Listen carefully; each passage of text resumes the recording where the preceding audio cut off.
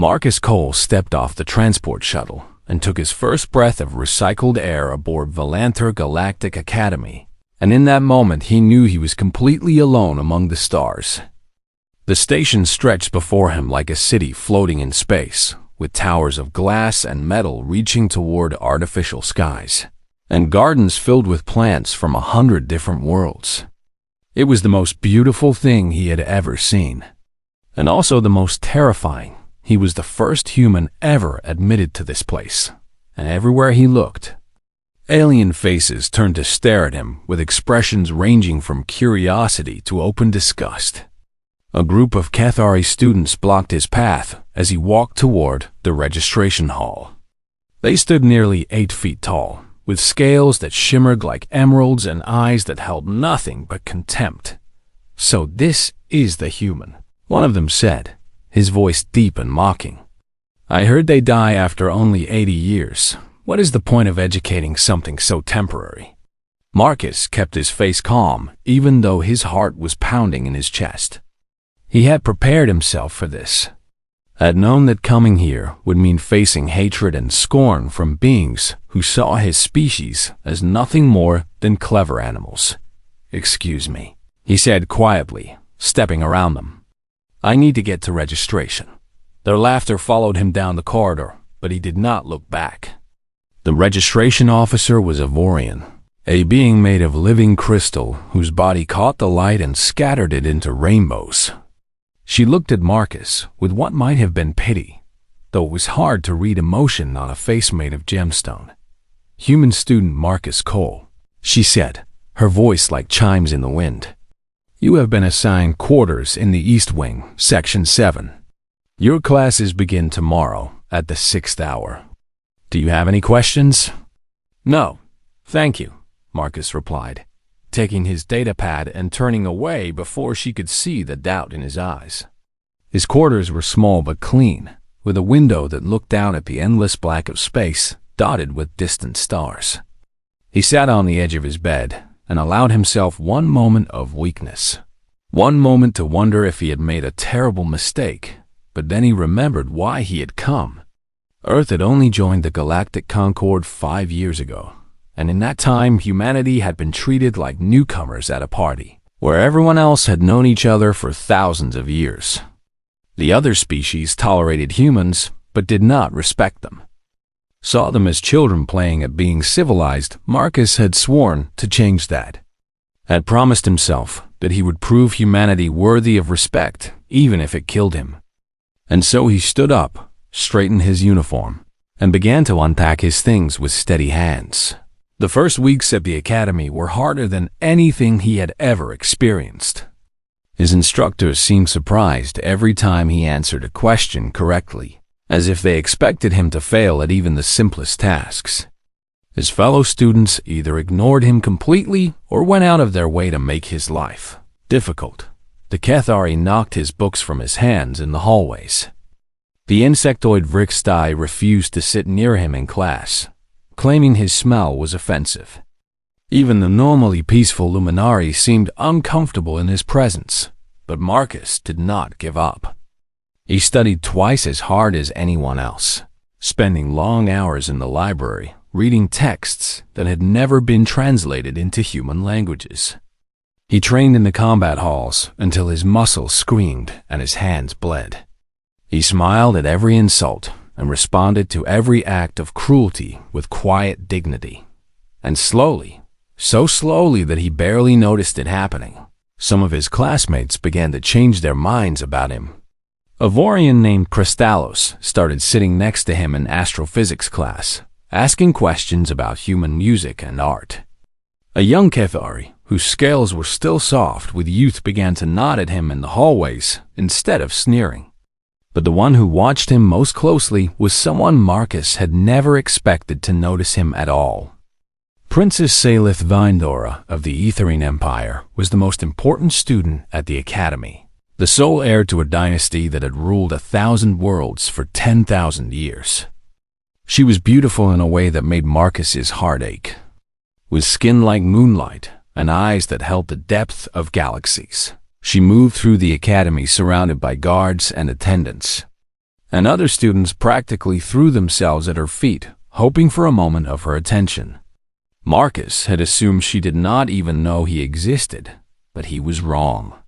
One evening, after a particularly brutal day of training, Marcus retreated to the botanical gardens to clear his mind. He found a quiet corner among the alien flowers and sat down with a heavy sigh, letting the strange sweet scents wash over him. "You are the human," a voice said. And Marcus nearly fell off his bench in surprise. Princess Salith stood before him, alone for perhaps the first time since he had seen her. Her guards were nowhere in sight, and she looked at him with genuine curiosity in her ancient eyes. "Your Highness," Marcus stammered, struggling to remember the proper form of address. "I did not mean to intrude." "You are not intruding," she said, sitting down beside him as if it were the most natural thing in the world. "I have been watching you, Marcus Cole, and I find myself confused." "Confused, Your Highness?" "My people live for 3,000 years, she said softly. "We are stronger than humans, faster, more intelligent by most measures.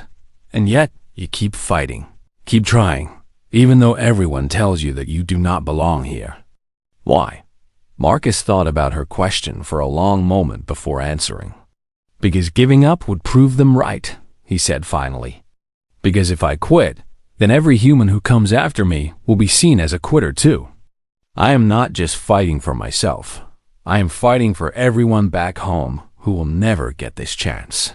Salith studied him with those impossibly deep eyes, and something shifted in her expression, something that might have been respect. "You speak to me like a person," she said quietly. "Not like a crown, not like a prize to be won. Do you know how rare that is?" "I speak to everyone the same way," Marcus replied with a small smile. "My mother taught me that titles do not make someone worthy of respect, actions do." The princess laughed, a sound like silver bells ringing in the quiet garden, and Marcus felt his heart do something strange and wonderful in his chest. "I think I would like to talk with you again." "Marcus Cole," she said, rising gracefully to her feet.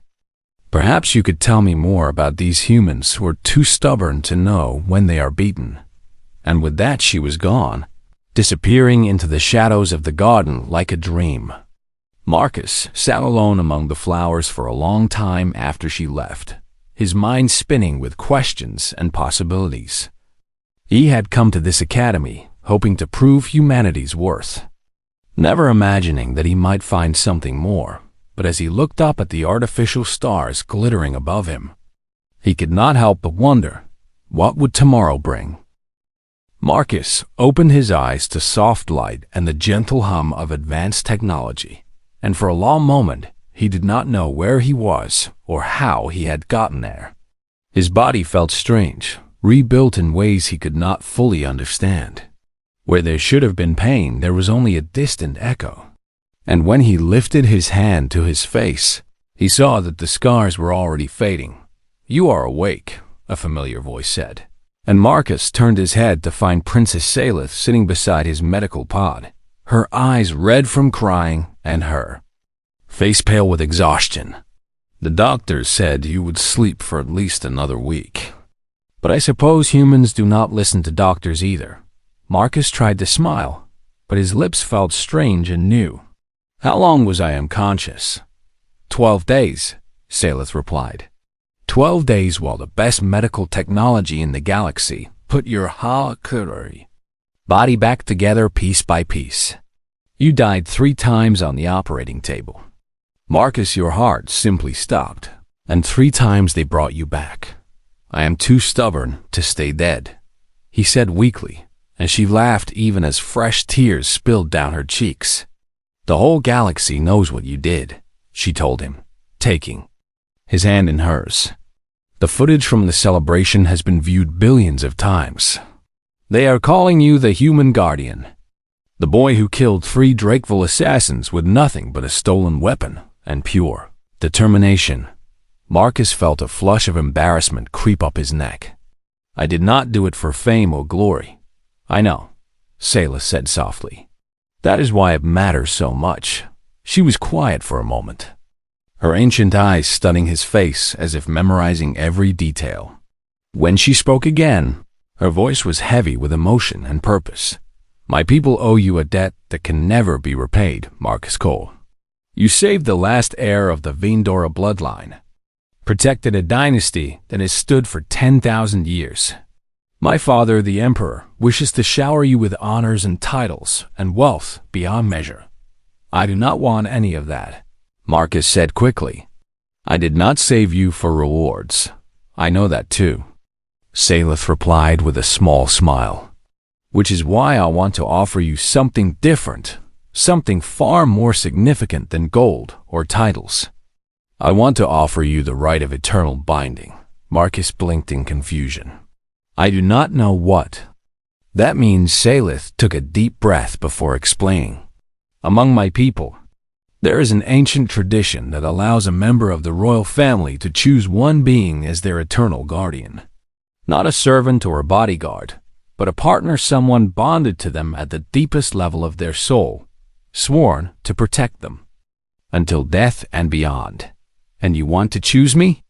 Marcus asked, his voice barely above a whisper. "I have never wanted anything more in my entire life," Salith replied. "But I must warn you, Marcus, the court will not accept this easily. Guardians are supposed to be chosen from noble bloodlines, warriors, with centuries of training and proven loyalty.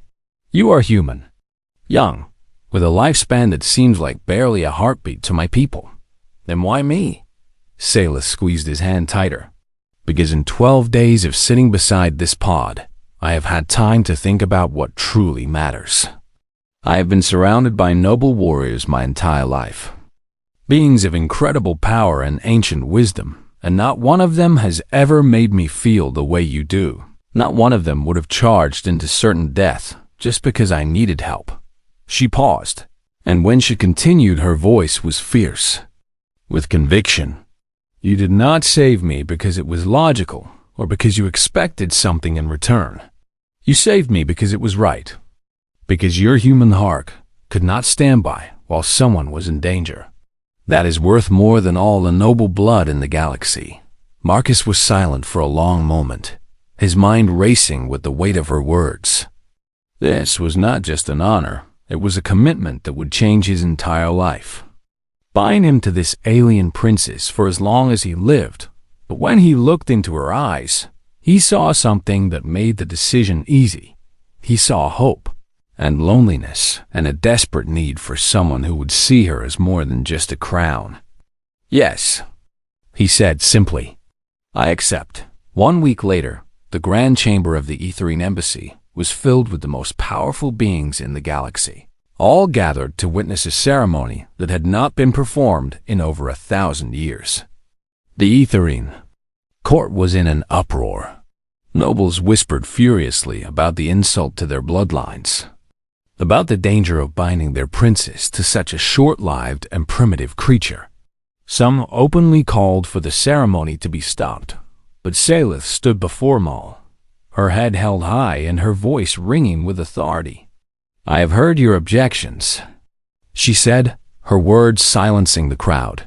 "I have listened to your concerns about bloodlines and tradition and proper protocol. And now I will tell you why none of that matters." She gestured to Marcus, who stood beside her in ceremonial robes. That felt strange against his human skin. This man came to our academy alone, hated and scorned by everyone around him, and he did not give up. He trained until his body broke and then trained some more. He smiled at every insult and answered every cruelty with dignity. Her voice grew stronger. "And when assassins came for my life, when my guards lay dead and all seemed lost, this human, this primitive, short-lived creature you all looked down upon charged into certain death without hesitation. He took wounds that should have killed him a dozen times, and he kept fighting, because he could not bear to let me die." She turned to face the assembled nobles directly. "You measure worth in years and bloodlines, in titles and traditions. But this human taught me what none of you ever could. Courage is not calculated, and loyalty cannot be programmed.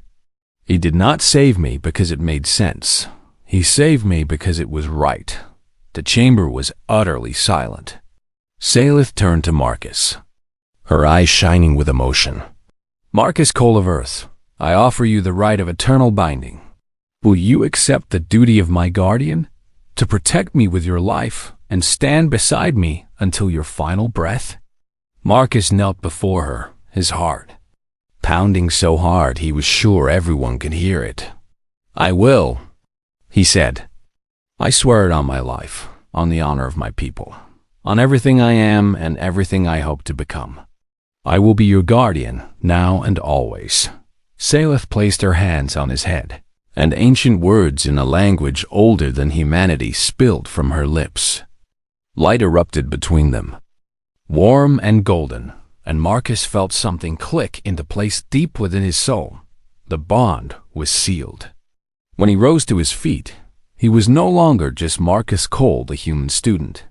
He was the eternal guardian of Princess Salith Vandora, bound to her by ties stronger than blood or law, and across the galaxy, billions of beings watched and wondered. What else had they been wrong about when it came to humanity? 3 months had passed since that first conversation in the garden, and Marcus Cole's life had changed in ways he never could have imagined. He and Princess Salith had become friends, though he still could not quite believe it was real.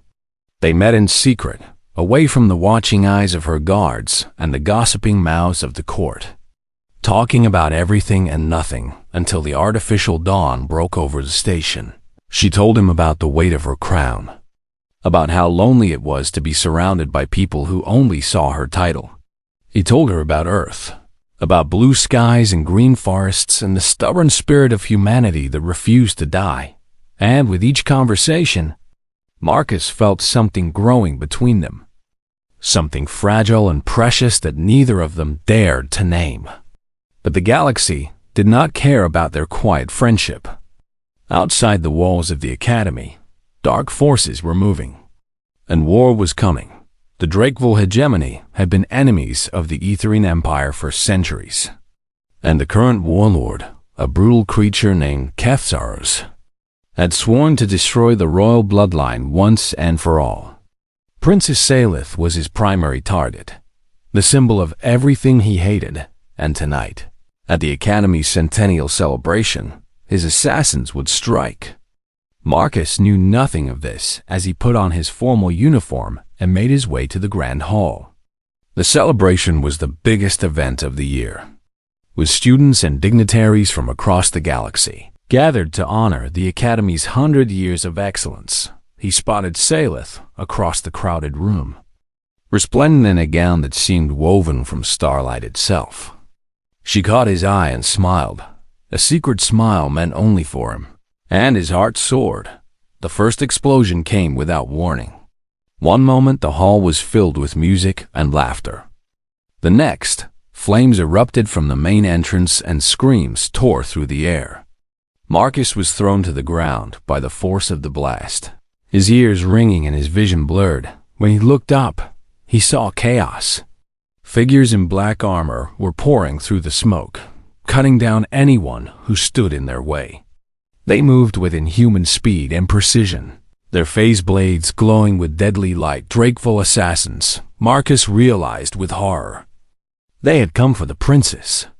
He scrambled to his feet and pushed through the panicking crowd, his eyes searching desperately for Salith. He found her near the back of the hall, surrounded by her royal guards.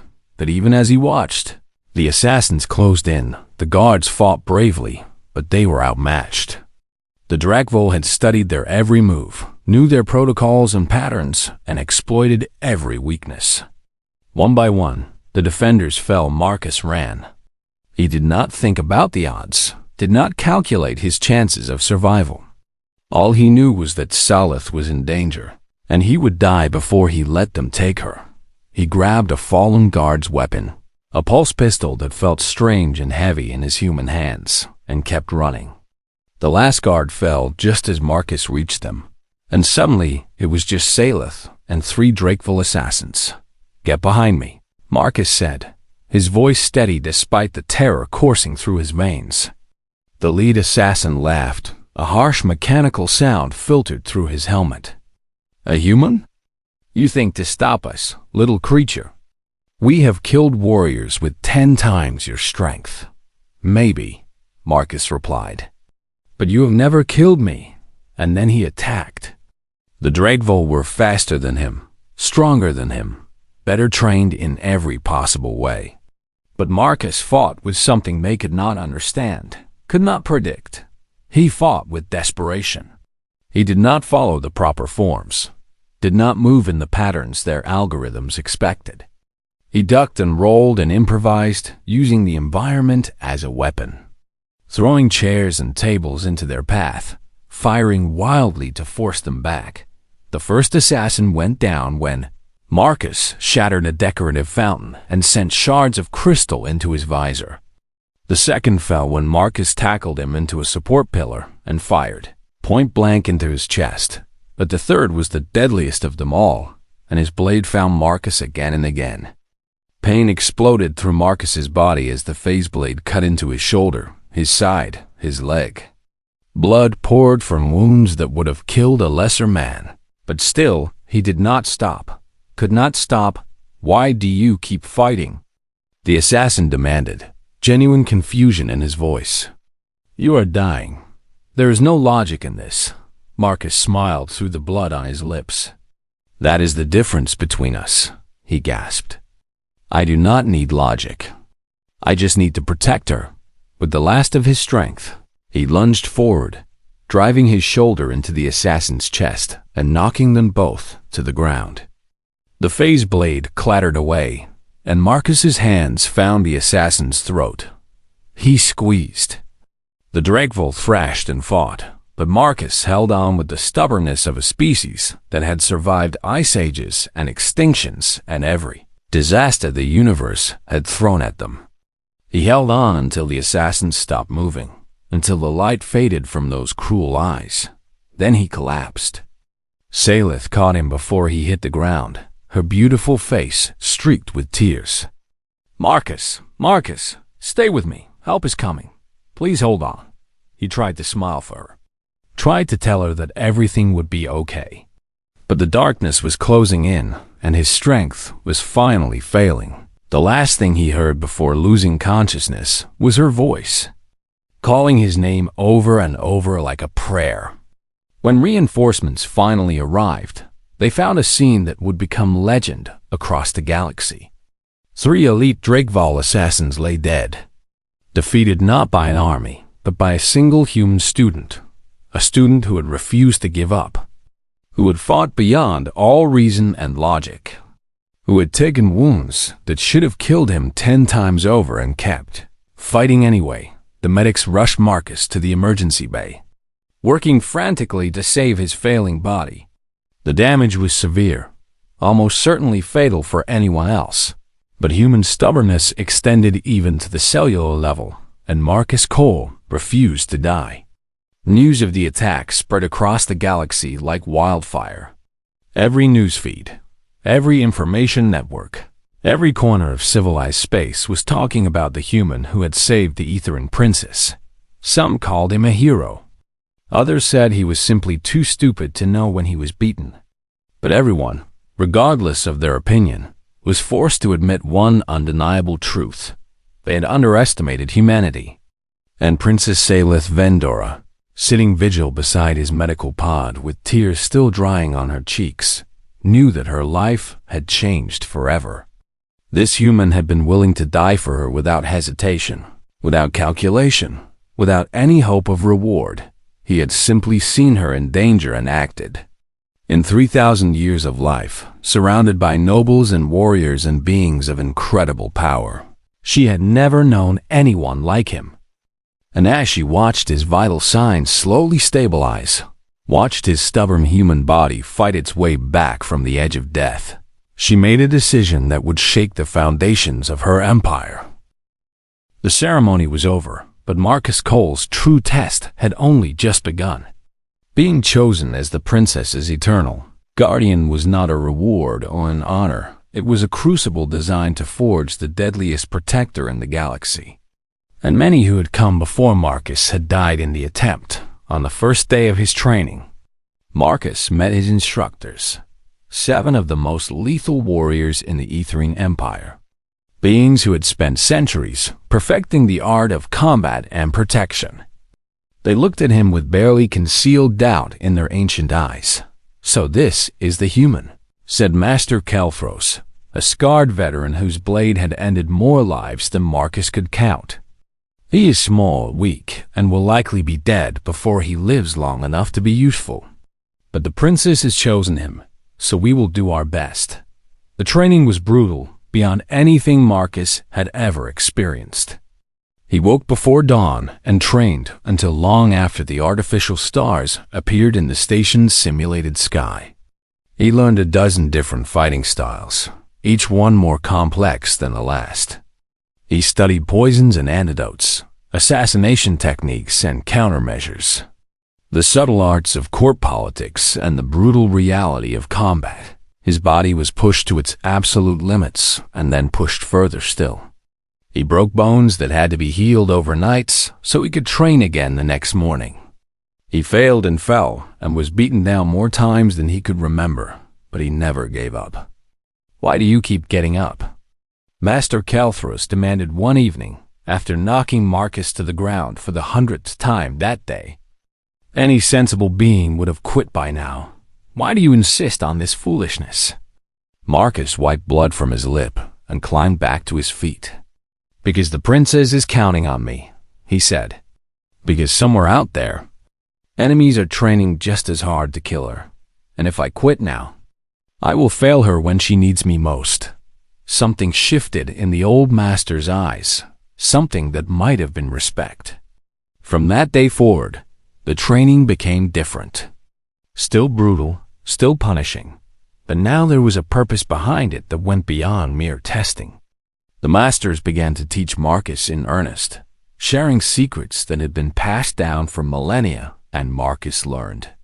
He discovered that his human body, while weaker than most alien species, had advantages they had never considered.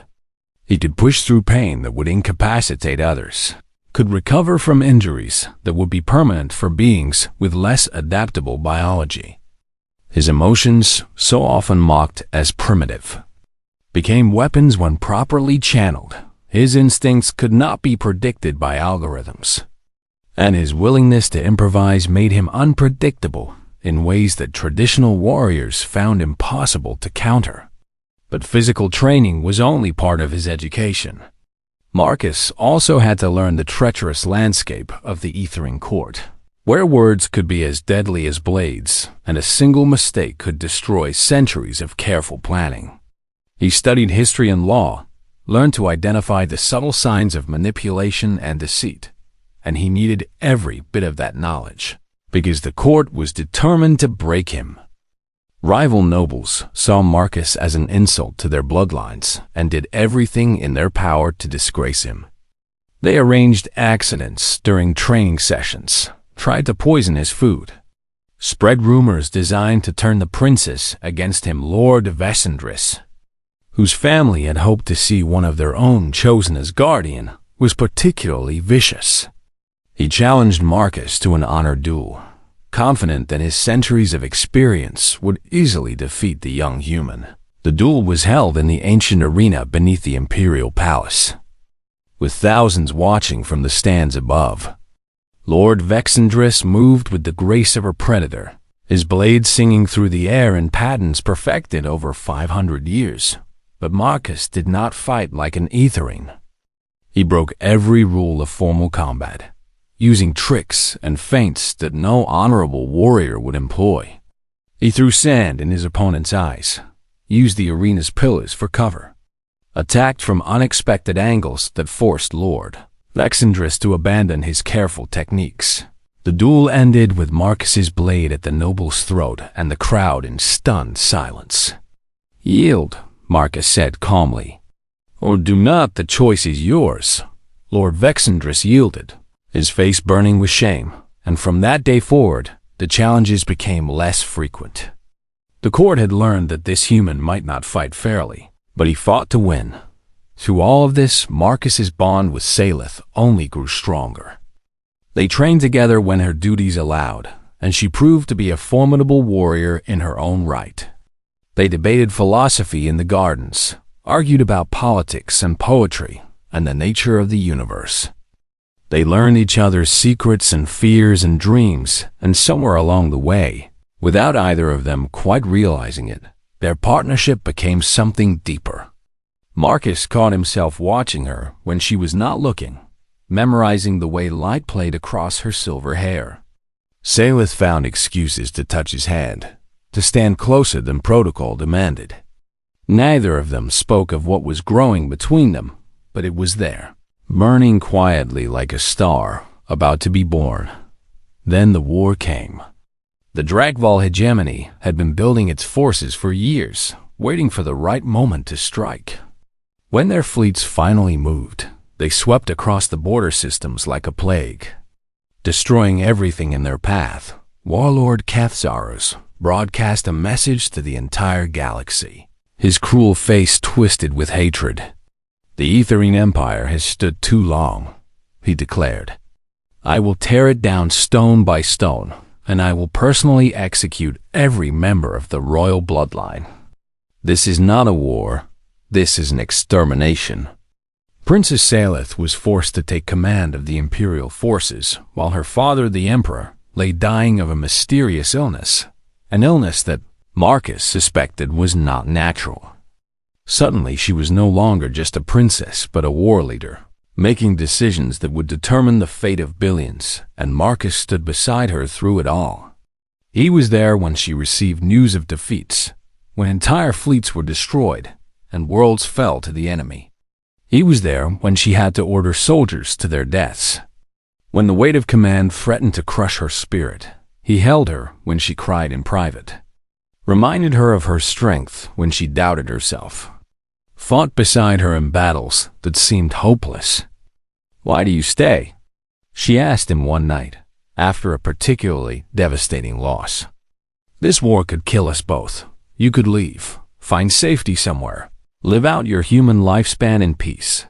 Marcus took her hands in his and looked into her eyes.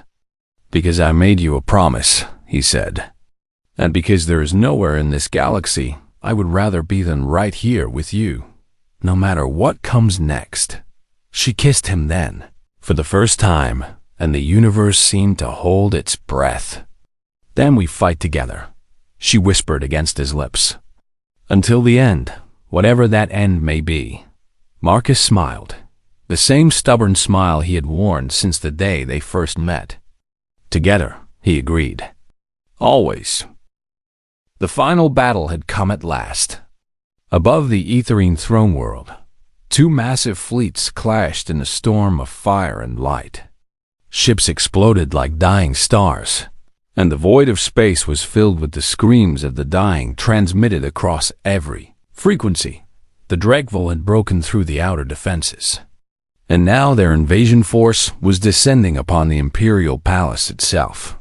Thousands of soldiers poured from landing craft, cutting down anyone who stood in their way, and at the head of their army marched Warlord Kethzaros himself, the monster who had sworn to end the Aetherine bloodline with his own hands. Princess Salith stood in the throne room, her blade drawn and her royal guard assembled around her. She had sent the civilians to the underground shelters and ordered most of her forces to defend the city. This final stand would be hers alone. "They are coming," Marcus said, standing at her side with weapons in both hands. "Our scouts report at least 300 enemy soldiers in the palace, and Kethzaros is leading them directly here." Salith nodded, her face calm despite the fear that must have been churning inside her. "Then this is where it ends, one way or another. I will not run from my own throne." The doors exploded inward. Dragval soldiers flooded into the chamber, their weapons blazing. The royal guard met them with desperate fury, and the throne room became a nightmare of blood and fire. Marcus fought like a demon, cutting down enemies with every strike. But for every soldier that fell, two more took their place, and soon the defenders were being pushed back toward the throne itself. Then Kethzeros entered. The warlord was massive, nearly 9 feet tall, his body enhanced with cybernetic implants that made him stronger and faster than any natural being. His eyes burned with hatred as they found Salith, and his lips twisted into a cruel smile. "Little princess," he growled, his voice like grinding metal. "Your empire dies today, and you will watch it burn before I take your head." He raised his weapon. He raised his weapon. "Watch it burn before I take your head." Massive war axe crackling with energy and charged. Salith moved to meet him, her blade singing through the air. She was fast, skilled, trained since childhood in the arts of combat, but Kethzeros was simply too powerful. His first blow knocked her weapon aside, and his second sent her crashing to the ground. "Pathetic," he sneered, raising his axe for the killing blow. "And this is the best your dying empire can offer?" Marcus slammed into him from the side. The impact barely moved the massive warlord, but it was enough to throw off his aim. Kethzeros turned his burning eyes to the human who had dared to interfere, and his smile became something ugly and amused. "The human guardian," he said. "I have heard of you, the primitive who thinks he can play at being a warrior. Do you truly believe you can stop me?"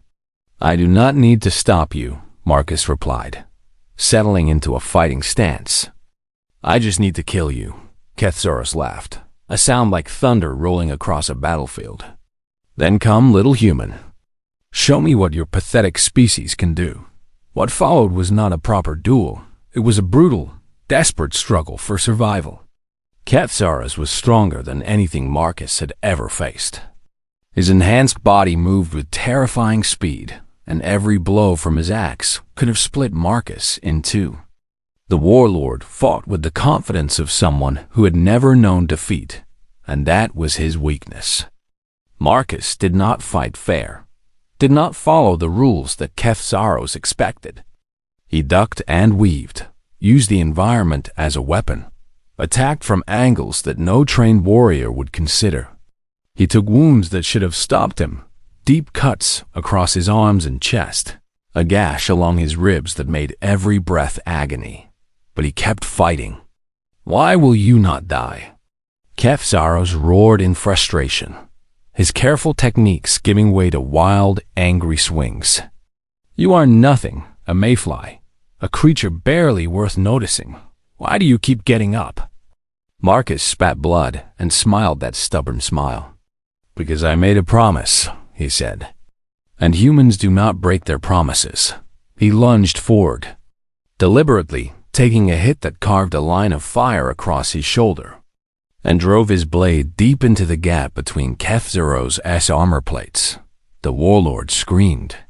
It was not a killing blow, but it was enough to stagger him, enough to create an opening. Marcus pressed his attack, striking again and again at the wounded spot, ignoring the pain in his own body. "We do not fight because we are strong," Marcus gasped out, driving his blade deeper with each word. "We fight because we have to, because giving up is not in our nature, because we are too stubborn, too foolish, too human to know when we are beaten." Kethzeros fell to his knees, his enhanced body finally failing him. He looked up at the human standing over him with something like wonder in his dying eyes. "Impossible," he whispered. "This is impossible." "No," Marcus replied, raising his blade for the final strike. "This is humanity." The warlord's head rolled across the floor of the throne room. For a moment, there was only silence. The remaining Drakeville soldiers stared at their fallen leader in disbelief, and then, one by one, they began to retreat. The war was over. Marcus swayed on his feet, the blood loss finally catching up with him. Strong arms caught him before he could fall, and he looked up into Salith's tear-streaked face. "You impossible, stubborn, beautiful fool," she said, laughing and crying at the same time. "I thought I was going to lose you." "Never," he whispered. "I promised you, remember? Until my final breath." She kissed him then. There in the ruined throne room, surrounded by the bodies of their enemies. And the watching soldiers began to cheer in the days that followed. The Drakval hegemony shattered into 1,000 warring factions, too broken by their leader's death to pose any further threat. The Aetherian Empire began to rebuild, stronger than before, and Marcus Cole stood at the center of it all, no longer just a guardian, but a symbol of everything humanity could achieve. On the night of her coronation as Empress, Salith found Marcus alone on a balcony, staring out at the stars. She came to stand beside him, slipping her hand into his. "I have something to tell you," she said softly. "The rite of eternal binding was meant to make you my protector, but I've decided that is not enough. I want more."